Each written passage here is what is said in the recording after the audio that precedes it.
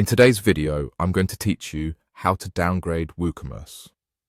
If a recent update introduced bugs, broke a theme customization, or caused a conflict with another plugin, rolling back Woocommerce to an earlier version can quickly restore stability while you troubleshoot.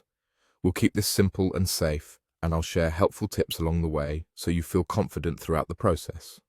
Start by opening your WordPress website and signing into your admin dashboard. From the left-hand menu, go to Plugins. This is where you manage everything related to installed and available extensions on your site.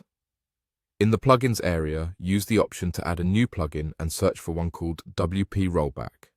This free tool is designed to let you switch a plugin or theme to a previous version without the hassle of manually uploading files.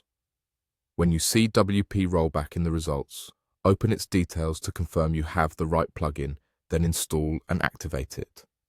Activation takes just a moment, and you don't need to configure anything special to get started. It works right alongside your normal plugins page and is designed to be straightforward.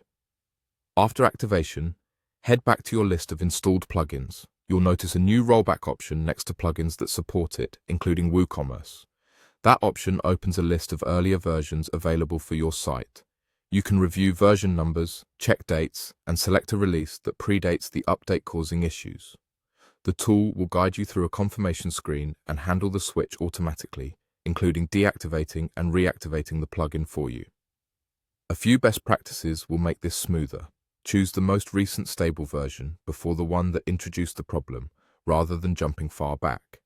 Glance at the changelog to understand what changed between versions.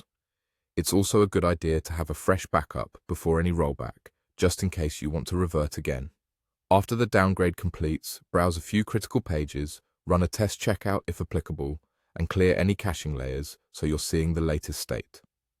If WooCommerce prompts for database updates, consider whether they're necessary for the version you selected and proceed cautiously. That's all there is to it.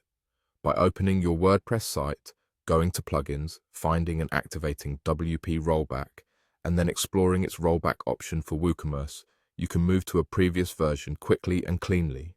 If you found this helpful, keep the plugin installed so you can repeat the process whenever you need to compare versions or restore a stable setup.